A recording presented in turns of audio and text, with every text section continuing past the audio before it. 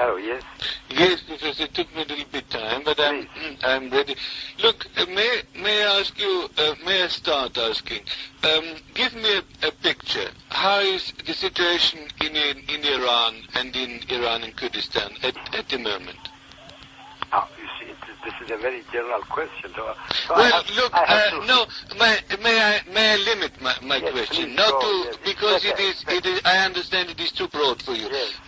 Well, you see, we thought after Halabja and after this garrison of the Kurdish people, that the Kurds in Iran would somehow have a limited option, and we thought the Kurds would be worse off if you compare their situation with, say, the last years.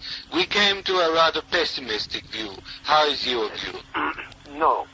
I myself, I think that the situation of the Kurds in Iran is not so pessimistic. You see, after the ceasefire especially, many people, they think that the year 1975 will be repeated. But I think that conditions are completely different now. It means in 1988 from 1975. It means that, especially in Iranian Kurdistan, when the Iranian government accepted the ceasefire, or before the resolution, or UN resolution 598, it was because this government was forced to agree with peace. And it means that the position of the government is very weak. The economic, political, and the social situation in Iran is very critical, and especially there are many conflicts within the power. So, I think that if you take into consideration the whole general situation in Iran, I think that the position of Kurds now, it's not so bad. As you know, from the military point of view, the strong point of the Iranian armed force, and especially the army of Pasdaran, was their moral. But this moral is very low now. That's why our Peshmerga, they are now very active. For instance, even after, especially after the ceasefire, this year they were very active, and we had many successful military operations in whole parts of Kurdistan. Well, Professor, don't you fear, because you have spoken yourself about such a danger of 1975, don't you fear sometimes that the Central Powers in Baghdad and in Tehran again would unite, that the Kurdish question could be dropped and the Kurds could become again the victim for a new sort of compromise between Baghdad and Tehran? You see, of course, I can't exclude this danger, you see. But I think that the conditions, as I told you, are different. Because the character of both regimes, of these two regimes, are very different. Then after, there are many problems which are not solved. For instance, the problem of Shuttle Arab is very complicated one, and no side will agree. For instance, the Iraqi government is not, doesn't want and is not able to agree with the agreement of 1975 about Shuttle Arab. And the Iranian government, of course, will refuse to, let's say, to go back before 1975. The second problem is the sixth article of the resolution 598, which is trying to design the aggressor. And you know that nobody will agree to be an aggressor of the war, because from the psychological point of view and the political point of view is not acceptable for the population of any country. And the third problem is the problem of the Kurds. I think that from the ceasefire to an agreement about war, we are, let's say, to the end of the war, we have some time, maybe, I don't know, some months. And from the end of the war to the peace, they need another time. From peace to a lasting peace, another time. It means that from the ceasefire to a lasting peace between Iraq and Iran, there is a long, let's say, distance. And we think, for instance, this is not the problem of some weeks, even not some months, maybe some years. The second thing is, I would like to tell you that there was not only one war, as you know very well, not only one war between Iraq and Iran, but there were in fact 3 wars, and 2 of them, it means the war of the Kurds against the Iraqi government and the wars of the Kurds against the Iranian government is continuing. So that's why I think that it's now very, very, really improbable that the situation or the conditions of the 1975 could repeat it. Of course, in, let's say, future, maybe a long future, it is possible. So I think the Kurdish movement must be ready to confront such a situation. Well, I do understand you that the Shah was rather in a stronger position then, and the Islamic revolution situation at the moment is very weak, as you describe it. Yes. So the Islamic revolution cannot afford to drop the Kurds. I think so, yes, because for instance, in September they started a big offensive in the central Kurdistan against the Kurds in Iran. But this offensive was not successful. And they know very well that the moral of the people is very low. So, you know, as you remember, at the beginning, for instance, Pastaran were coming to Kurdistan to kill or to die. But it's not the case. But now the situation has changed. And then the opposition of not only in Kurdistan but in all Iran is very strong against the regime. You see, during many years, the Iranian regime has accused the Iranian Kurds, saying that they are fighting for Iraq. So now there is a peace between Iraq and Iran. Why then the Iranian government is fighting against the Kurds? It's very difficult for them to explain to their people. While now, for instance, soldiers or revolutionary guards are dying in Kurdistan.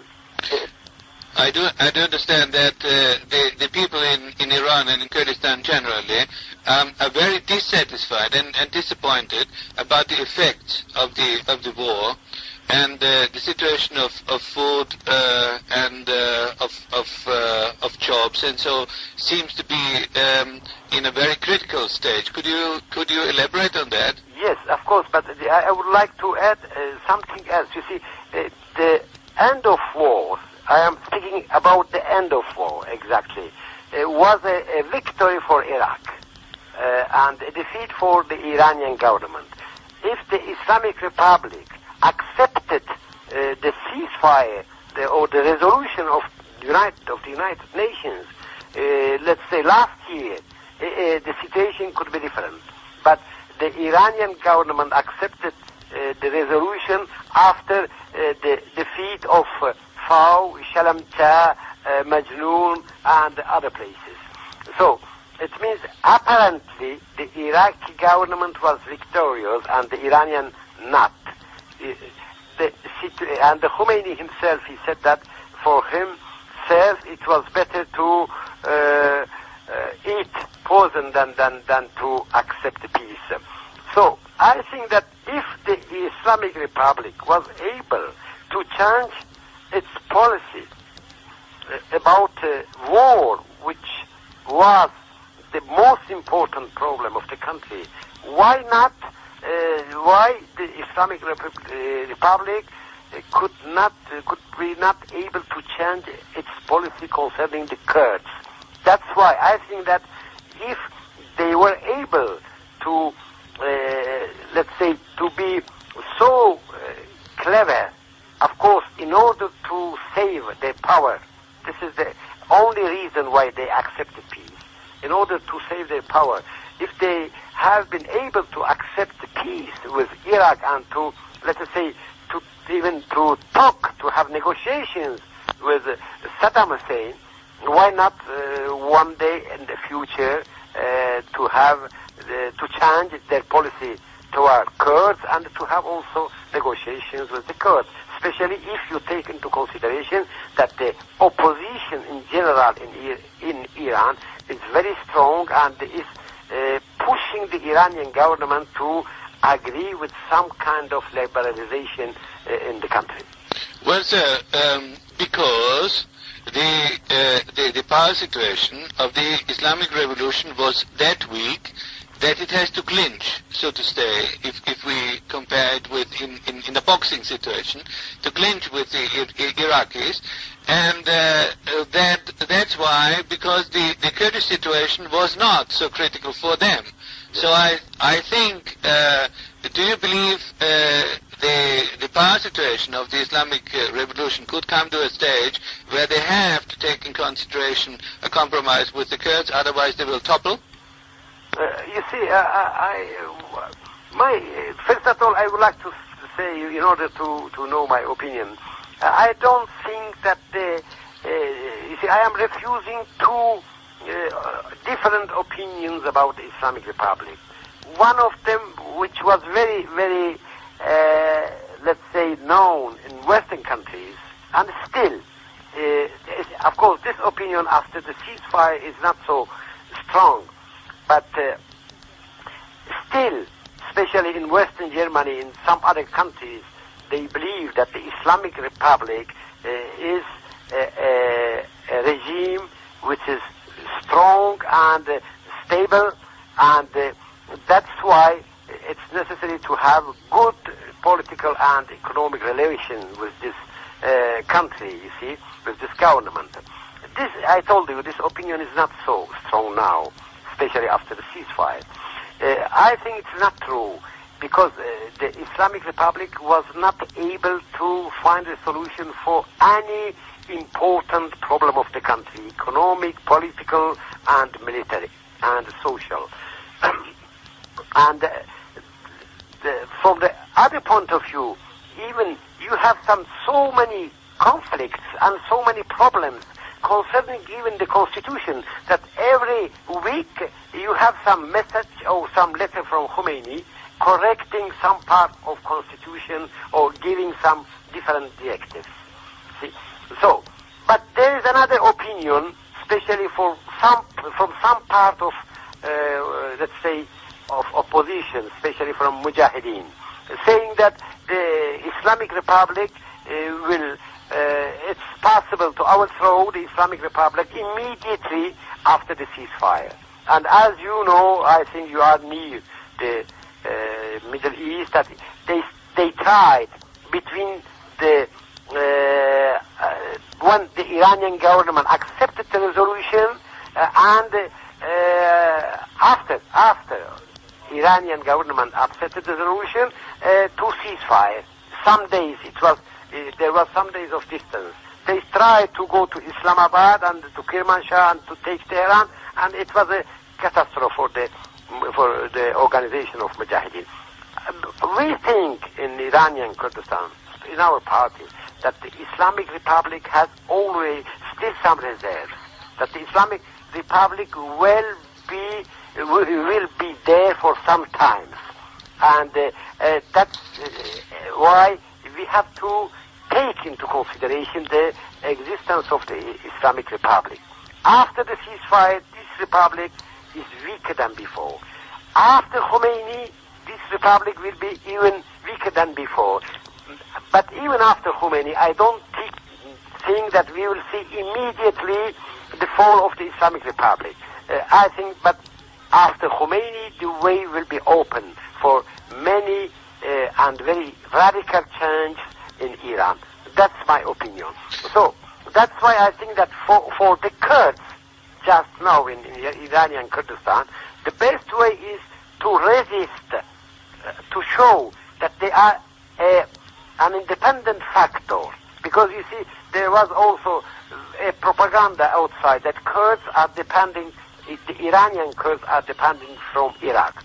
It's necessary to show that we are an independent factor and we will influence the situation in the country, I mean in Iran. This is one side. The second side is because the Kurdish question is coming to be an international question, and for the first time the international community is very interested into Kurdish question. So I think these two factors are giving many possibilities to us to force the Iranian government to come to the table of negotiations. Of course, it's not done, but I am not so optimistic. I am not so pessimistic for the future. Professor, would you agree saying that Rafsanjani, which is a mullah generation of second or third rank, is trying together with a military dictatorship, which is basically Pastaran, trying with an opening with the West to lay the basis for a future strategy in order to survive. Is that so? You see, I am a very modest man, but a few days ago I found an article I wrote more than 4 years ago in Le Monde. You see, and there is a sentence saying that in the future that Rafsanjani will open the door to abroad. It means to Western countries, to to open the way for cooperation with Western countries from one side, and from the other side, within the country, he is obliged, he is forced to have some kind of liberalization. You know that because you know the situation in Iran, it's not so easy to say exactly who is who now in the Islamic Republic. The people, Ayatollahs especially, they are changing their place, going from one side to other side. It's not like in a political party in Western Europe to have, let's say, left and right in the party. That's why I can't really say that who is now, let's say, in what's going on in the army of Pastaran exactly. But one thing I know, and you know also, that for the time being Rafsanjani is the strong man of the regime, and he's controlling some part of Pastaran and the army. He's controlling mass media because, as you know, his brother is the chief of radio, television. He is very close to Khomeini himself. He has till now good relation with Ahmed Khomeini. That's why I think this is the man who will control Iran in future. But as you know, there are many other, of course, forces. For instance, there is Mousavi as a prime minister and Mohtashami, his minister of internal affairs, who are, let's say, very radical, especially against the cooperation with Western countries. And then you have Montazeri, who is officially the successor of Khomeini, but he is trying once to cooperate with Rafsanjani and another day with the other forces. So it's very complicated, but something is clear that for the time being Rafsanjani is the strong man of the regime. Well, there was no time for a compromise between Khomeini and the Kurds. Will there be a time for a compromise between Rafsanjani and the Kurds? You see, of course, it's difficult to say, but I think Rafsanjani is a very pragmatic man, so everything is possible with him. Professor Qasmlo, at the end, I had some information and declarations by a splitter group of your movement. They sent me some information and declaration about their political aims. Is this a serious split in your movement, or how do you comment about that? No, it is not serious, because you see, it is something which is decided by our 8th Congress. They were present, all of them, they have approved all resolutions and decisions of the Congress, but they were not elected to the Central Committee, so they left. And they did a very big mistake. They started to cooperate with Mujahideen, and as you know, the organization of Mujahideen is hated in Iranian Kurdistan. So I think they lost their positions, and it's not important and not serious for our movement, especially inside of Iranian Kurdistan. Everybody knows that who is the Democratic Party, and we have the support of the majority of population till now.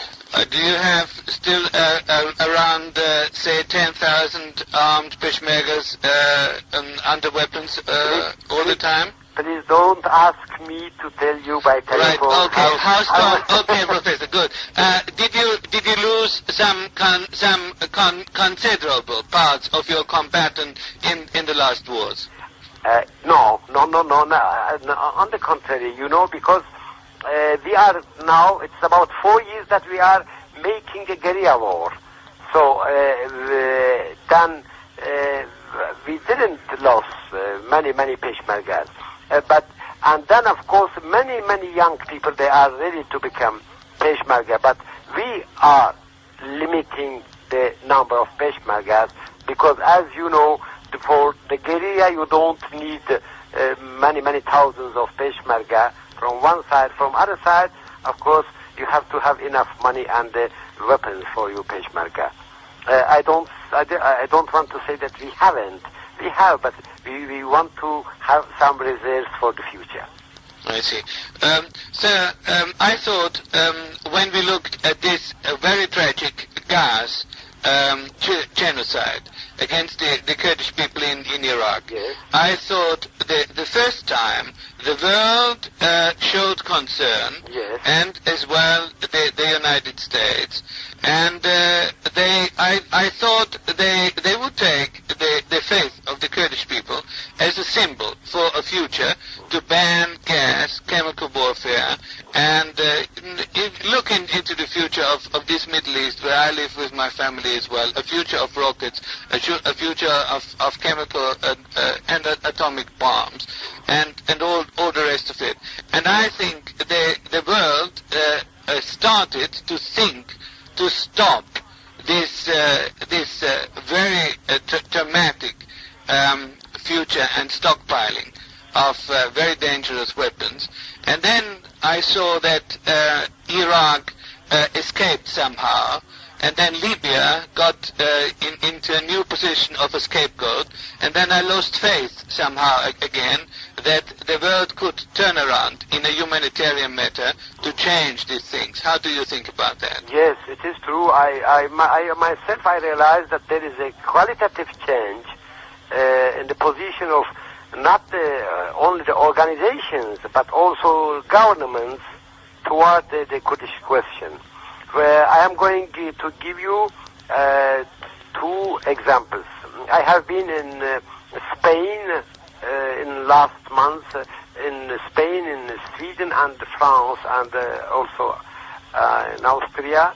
And I think that the people, they are really very interested to support the Kurdish cause.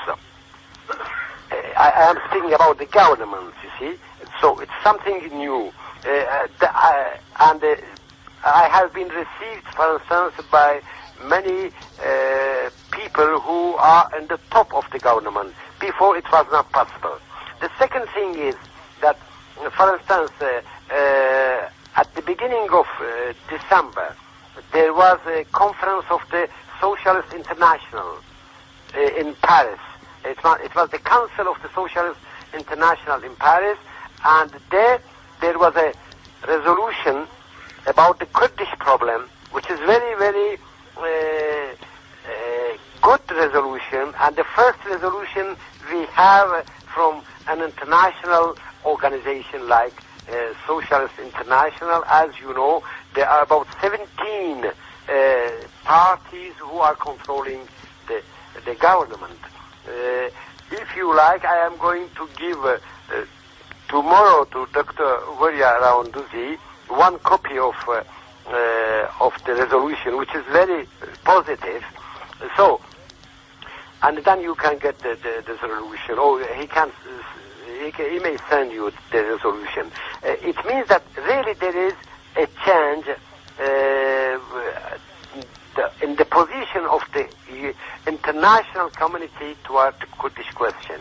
And it is now our aim and our goal to profit from this new situation in order to push more and more the Kurdish question. And by the end, I would like to tell you that it is supposed to prepare an international conference about the human rights in Kurdistan during next 2 or 3 months in Paris, in France. And of course, I would like you to participate to this conference. We will inform you about the date and the program of the conference. Thank you very much. I have received already from the socialist leader, Mr. Well, you know him from Turkey, and I have accepted, and that is all right. Okay, I'm gladly will be coming wherever you have your conference.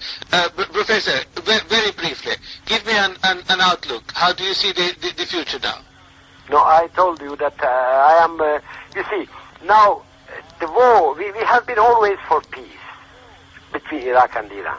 You see, because the peace, the war was really destroying our country from both sides, as you know. I think if this situation now, it means no war and no peace between Iraq and Iran, is long, it is the best situation for us. Because if we are able, of course, as Kurds, as Kurdish organizations, to profit from this time, which maybe it will be maybe for some months or some years maybe. I think it is a very good occasion for us to internationalize our question in Europe and especially in the United States, where people know very, very few about Kurds, and of course to especially attract the sympathy of the public opinion to our cause. If we are able to do it, I think that maybe this time we will have, let's say, some good news for the Kurds, not only in Iran, but also for all of them in the Middle East. Of course, I don't want to say that the year 1989, which started just today, will be the end of the Kurdish struggle. No, we have a long way.